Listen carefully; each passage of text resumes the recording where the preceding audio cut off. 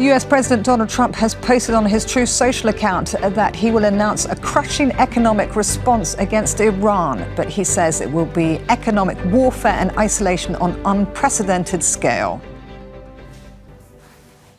Well, for more on that, we can now talk to Mike Hanna, who drives us live from Washington, D.C. So, Mike, then, Trump has posted on Truth Social. It's a very long post. Tell us exactly what he has said, or tell us the highlights.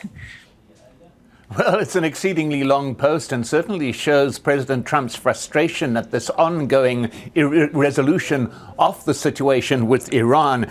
He says that they have failed to take what he said was a great opportunity to make a deal. And then he continues and uses a lot of caps.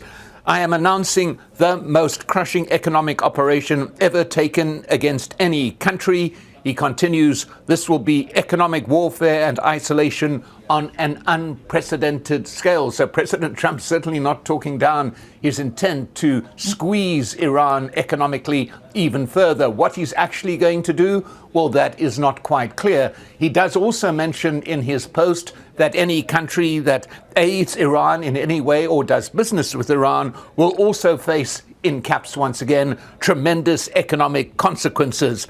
So he says this is an economic D-Day, once again a repetition of those caps. And we need all our allies to stand with the United States of America to isolate and defeat the Iran threat.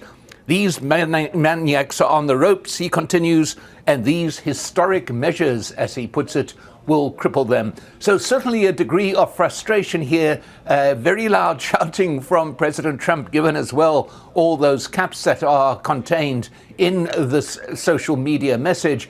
But what it underlines as well, perhaps, is the fact that he's talking here about economic action. There is not a reversal to the threats of imminent violence or conflict, which was the case in the past. So President Trump clearly not seeing armed conflict as a way to resolve this, rather to increase the economic pressure on Iran, something that he claims has been done, in particular the fact of the blockade on the Strait of Hormuz, which the US has been operating. So once again, President Trump hoping that the economic squeeze, or this massive economic squeeze that he is now announcing, will be enough to bring Iran to accept the deal that he says is the greatest deal they could have.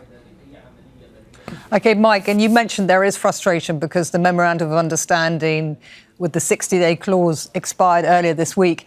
He has come out with rhetoric like this before. So who would be his target audience for this? And how seriously should we take this? Well, I think the first question is what economic pressures can he exert on Iran that are not already being exerted? That is the first question. No clear answer to that because he himself gives no indication of what measures he is planning this great economic D-Day, which he is saying. Is this to the Iranians another shouting threat? Well, that on the surface is the case. But perhaps his target audience is an American public who continue to oppose this ongoing conflict.